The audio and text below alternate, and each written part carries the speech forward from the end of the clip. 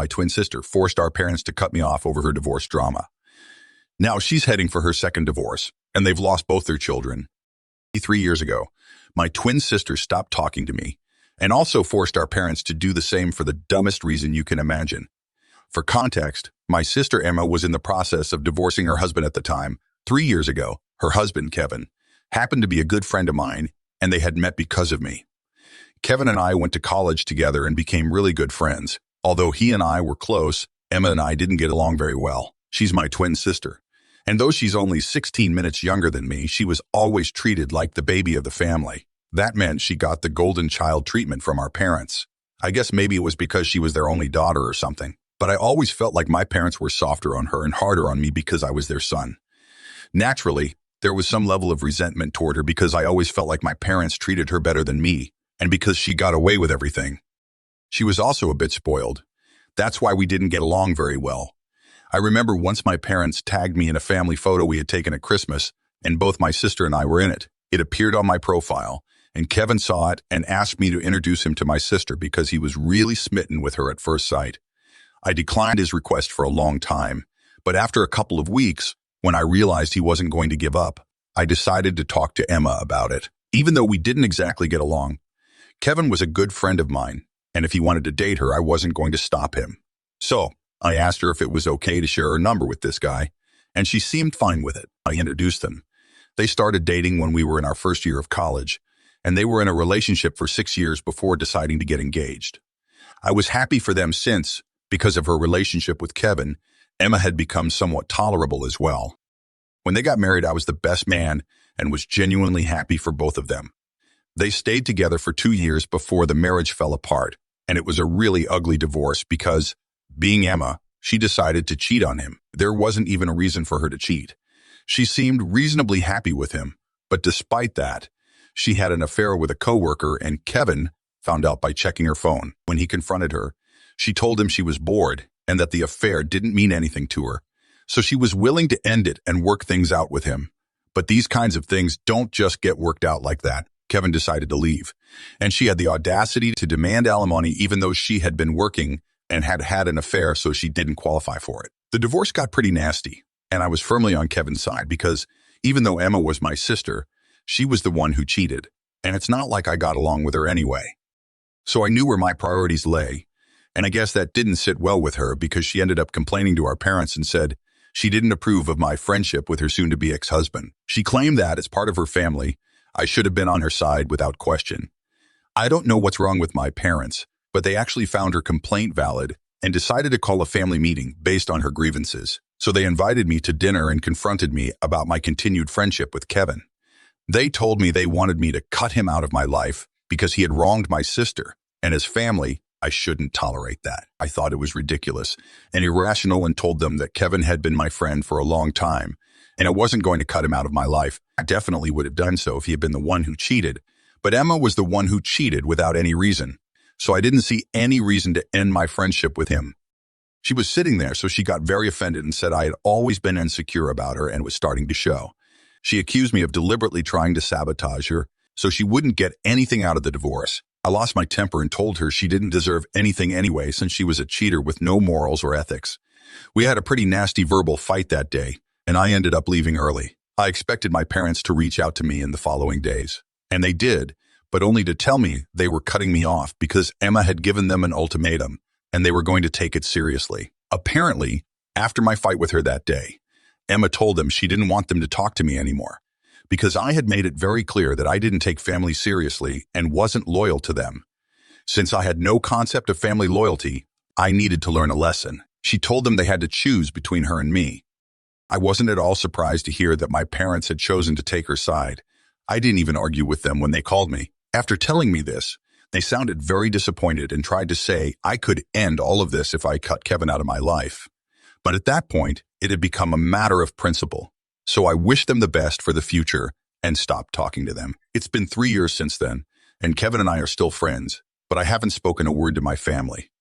I see them occasionally, but we avoid each other as much as we can, and it makes me sad to think my parents chose Emma over me, but it is what it is. I didn't think they would contact me anytime soon, but recently my parents decided to.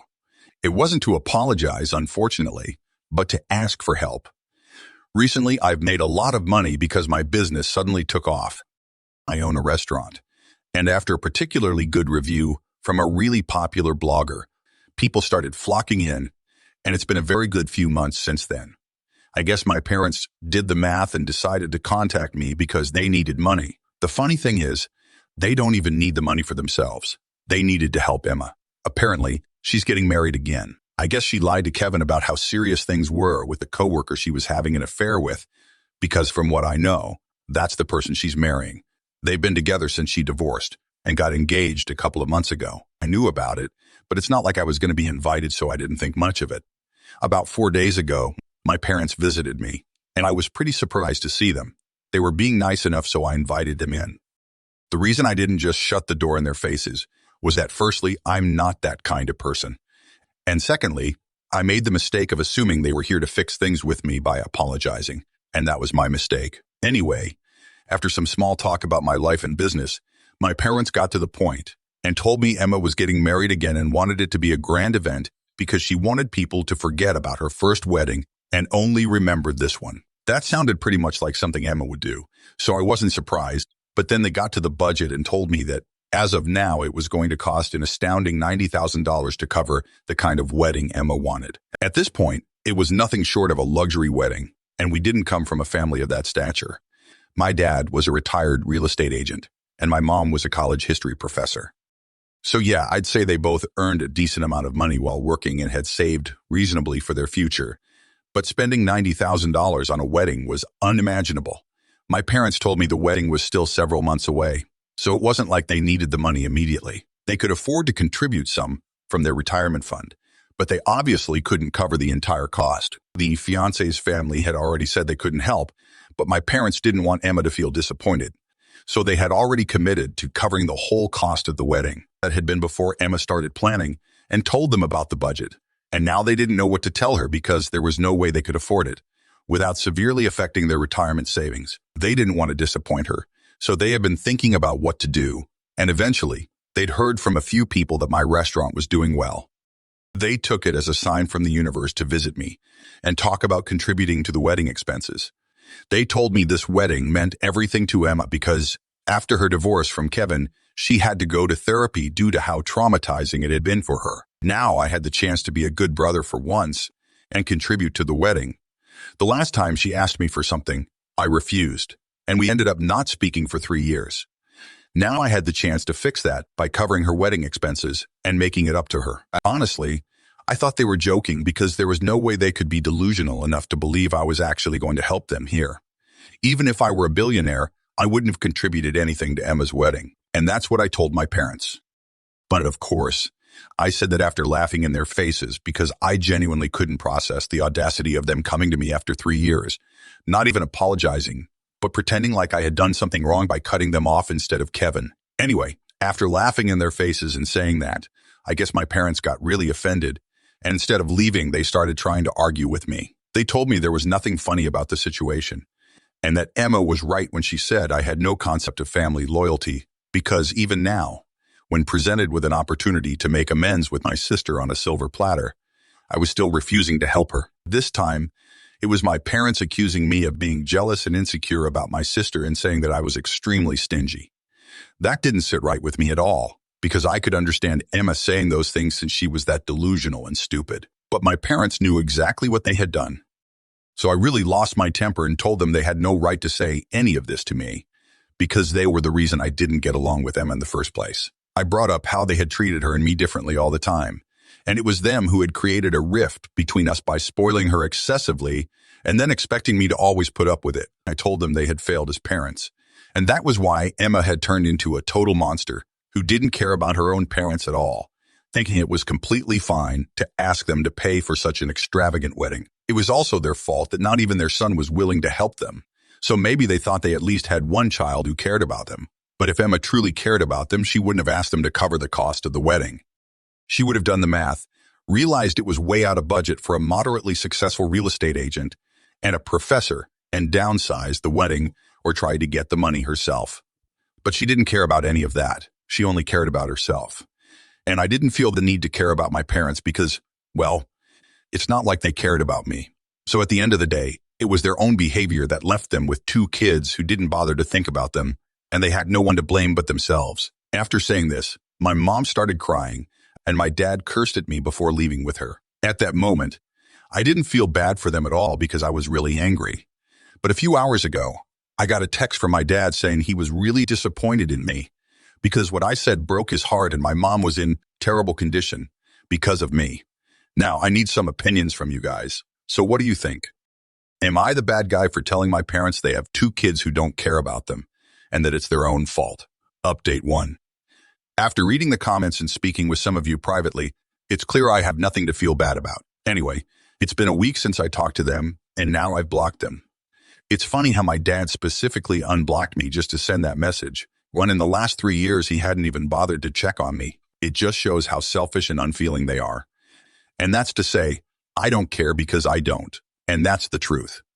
As for whether Kevin knew Emma was getting remarried, yes, he did. She posted about her engagement a couple of months ago, and that's when he found out. So he's been aware for quite a while, and he's okay with it. The divorce was really messy and terrible for both of them. So I guess that process really helped him get over her. And now he has absolutely no feelings for her. He hadn't been dating anyone for a while after the divorce, but last year, he started seeing other people as well. He's doing pretty well, and we try to catch up every other weekend. In fact, I told him about my parents' visit and their request for me to contribute to Emma's second wedding. And he also told me I did the right thing by refusing. We had a good laugh realizing that apparently Emma had to go to therapy after the divorce because it was so traumatizing for her. When, as far as we remember, she was the one who made up a bunch of lies to paint Kevin as the villain during the divorce to get the alimony she wanted and justify her cheating. I don't understand why she would need therapy after being the one who traumatized everyone. Anyway, I'm keeping a safe distance from my parents and going back to not speaking with them. That's best for my mental health. And I hope they don't contact me again because I'd hate to get dragged into this mess again. Update 2. About 2 weeks ago, my parents visited me, and that meeting didn't go well at all. After that, I blocked them and hoped they wouldn't contact me again. But today, they called me once more. I suppose they used a disposable phone because I didn't recognize the number. Anyway, they called me while I was working and was pretty distracted. So I ended up answering, thinking it was an important call. But as soon as I heard my dad's voice on the other end, I was about to hang up. I didn't because he said he was outside my restaurant and was desperate to see me. He insisted that he needed to talk to me over coffee and couldn't leave without speaking to me. I tried to tell him I was at work and would be busy for the next several hours, but he said he was willing to wait. He sounded so desperate and I was somewhat worried, so I agreed to meet him. Otherwise, he might have come into my restaurant and caused a scene. He didn't say so explicitly, but it could have happened, and that was the last thing I wanted. So I decided to take the loss and just have coffee with him. After that call, I couldn't get back to work because I was so distracted and upset with my dad and decided to take a break and went to meet him at the cafe he said he'd be at. It was close by, so I walked over. When I saw my dad sitting inside, I went straight to him and told him what he was doing was absolutely unacceptable. I told him he couldn't harass me at work just because he wanted money from me. He said he wasn't there to talk about money. He was there to talk about my mom, and that surprised me.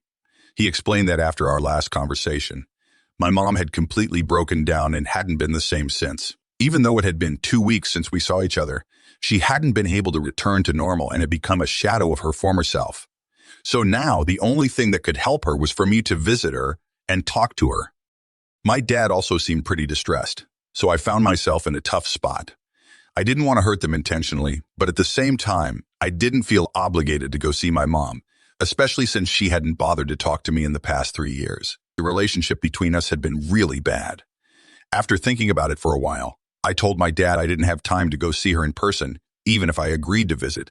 I didn't know what he expected me to say, because it would be a lie to say I forgave them, because I haven't. I can't forgive them because they've never apologized. My dad started getting very upset when I said I wouldn't go see my mom. He said my mom was in a very bad emotional state because she was so affected by what I said the other day about neither of their kids caring about them. To be fair, my mom has always been very delicate and emotionally fragile. It never took much to make her cry or hurt her. Even when we were younger, everyone in the family knew we had to tread lightly when speaking to her. I agree that my mom is deeply sensitive, but so am I, and if she can't get over things, neither can I. I tried explaining that to my dad, but he told me that for once, I needed to put our differences aside and go see my mom because she had completely fallen apart. At one point, we were talking in circles, so I firmly told him that I wasn't going to see anyone, at least not until they both apologized to me. Even then, I'd need time to think about it. For the past 3 years, they hadn't even reached out to me, and before that, they didn't really treat me well. So naturally, it's become very hard for me to see them the way I used to, or even care about them. I've built a life for myself without them, and they didn't seem to care about that until they needed me, or rather, my money. I was also very upset when they cut me out of their lives, but they didn't seem to care about that either, nor did they check on me, even though I was deeply hurt as well. I told my dad I wasn't going to see my mom and that I was really busy. I warned him that if he tried to harass me at work again, I'd have no choice but to call the police. Not just at work. I didn't want them visiting me anywhere. I made it clear I was serious, and then went back to the restaurant because I had a lot to take care of. I thought he might try something else later in the day, but fortunately, that didn't happen. I don't know what's going to happen next, but I'm really tired of this, and I regret letting them back into my life that day in the first place. Update 3. Here I am again. But this time, fortunately, it's not directly because of my parents. Well, technically it is, but at least not directly. So I haven't had to talk to them yet.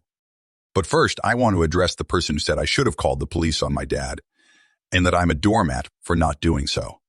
I guess you've never run a restaurant. Otherwise, you'd know it's not good for business to have the police show up in the middle of service. If I hadn't agreed to see him, he probably would have come in and caused a scene, which also isn't great for reviews. People pay for a peaceful experience, not to have a lunatic yelling in their faces or the police walking in. Anyway, back to the update. While I haven't had a good relationship with my family for the past 3 years, I've gotten along with other relatives. They all know we had a falling out a few years ago and haven't been in contact since. They also know the reason, but no one really wanted to get involved in the drama, so they stayed out of it, inviting me and my family separately to any events they held, like weddings, birthdays, and other parties. Recently, one of my cousins announced her pregnancy, and I noticed that my family hadn't been invited to the celebration. When I asked about it, she told me it wasn't because of me, but because she'd had a minor argument with my sister a few weeks before the party. Around the time she posted the pregnancy announcement online. Apparently, Emma had accused her of trying to steal the spotlight because her wedding had been just a couple of months earlier. She was so crazy that she thought our cousin got pregnant on purpose to overshadow the bride. It was clearly ridiculous. And our cousin decided to cut ties with her because you don't need that kind of negativity when you're pregnant. I mean, can you really blame her for cutting Emma off?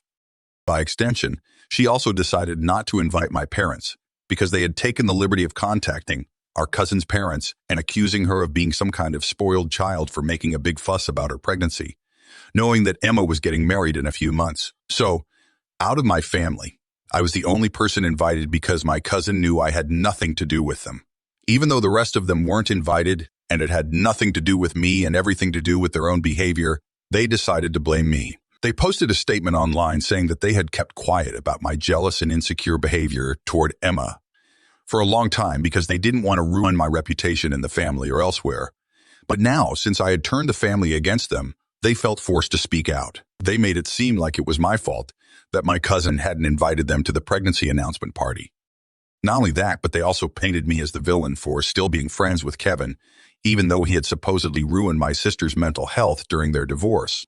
Of course, they didn't mention the fact that she had been cheating on him. Why would they? They called me selfish, insecure, and a loser, and said they were glad they no longer had to call me their son because they were going to disinherit me.